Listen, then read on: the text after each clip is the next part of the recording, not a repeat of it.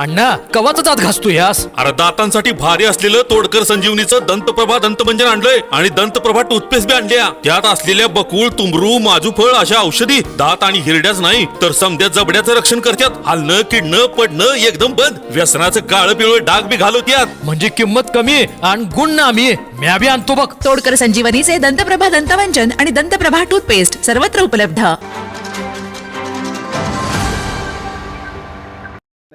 11,340 रुपये प्रति हेक्टर दंड. त्याची कागद तुम्हाला देत. म्हणजे दंड किती? तर 11,340 रुपये. अशा पद्धतीनं चुकीचं ही सरकार मागणी करते MWRRA कडं. तर आम्ही आमचा निषेध त्या ठिकाणी करतोयच. शेतीला मीटर बसवणं सक्तीचं त्या ठिकाणी केलं जाते. पुरातली जवळजवळ 1900 मीटर अजून नादुरुस्त आहेत, ती दुरुस्त केलेली नाही. आता ते म्हणतात की अजून मीटर त्या ठिकाणी बसवा.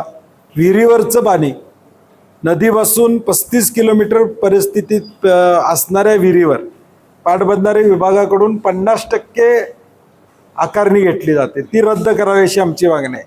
आता विहीर पारंपरिक आहे, पण आमच्या नदीतलं पाणी तुमच्याकडे येते विहिरीत, म्हणून त्याच्यावर 50% आकार असा आहे.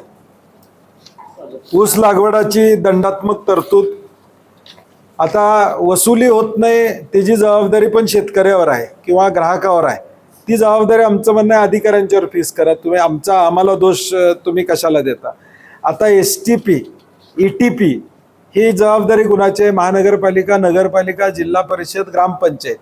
ते जर केलं नाही तर त्याचा दंड त्यात आकारलाच. तर त्याचा पाणी उचलणाऱ्याशी काय संबंध आहे असा आमचा विषय आहे.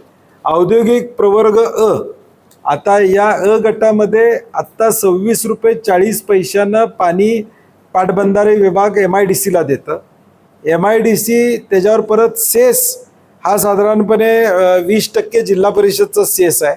31 रुपये 68 पैशाला 1000 लिटर पाणी MIDC घेतं.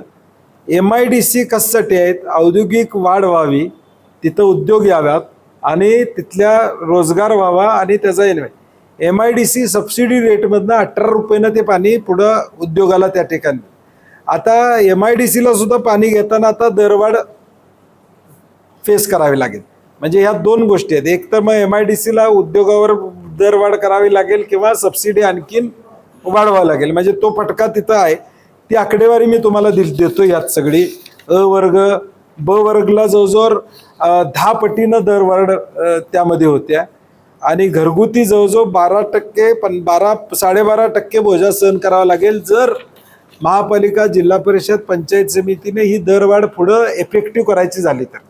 म्हणजे पाटबंधारे विभागानं जे पाणी घेतात ते इफेक्ट जर द्यायचा झाला तर 12.5% दरवाढ साधारणपणे ग्राहकावर होऊ शकते.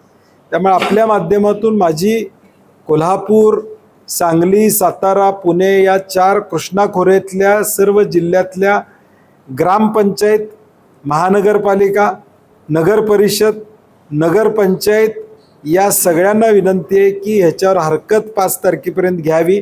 ही दरवाढ झाली तर बोजा पुन्हा स्थानिक स्वराज्य संस्थेवर पडणार. तो बोजा पुन्हा स्थानिक स्वराज्य संस्था ग्राहकावर या ठिकाणी टाकणार. शेतकरी तर अडचणीत आणता येतच, परंतु बाकीचा विभाग पाणीपट्टीच्या माध्यमातून ग्राहक देखील या ठिकाणी अडचणीत येणार आहे. तर ह्याच्या संदर्भात 5 तारखेपर्यंत लोकांनी हरकती नोंदवाव्यात.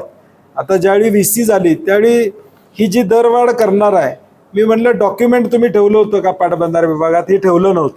ते म्हणतात की आम्ही पाटबंधारे विभागातल्या सगळ्या ऑफिसमध्ये डॉक्युमेंट उपलब्ध केले, ते डॉक्युमेंट आम्हाला मिळालं नाही. जे डॉक्युमेंट आम्हाला मी वाचलं, मी VC मध्येच सांगितलं की वाचल्यानंतर मला सुद्धा लक्षात येत नाही, एवढी तुमची तांत्रिक भाषा आहे. म्हणजे कसा होणार आहे, काय होणार आहे हे कळत नाही. मग ग्राहकाला काय कळणार? त्यामुळं सोप्या भाषेत हे लोकांना उपलब्ध झालं पाहिजे. त्याचा परिणाम काय होणार आहे? आत्ता तूर्त एवढंच आहे की 5 तारखेपर्यंत हरकती आहेत, त्या हरकती लोकांनी नोंदवाव्यात अशी तुमच्या माध्यमातून आम्हाला विनंती करायची, आव्हान करायचं. ताज्या घडामोडी पाहण्यासाठी माझा महाराष्ट्र न्यूजला आजच सबस्क्राईब करा.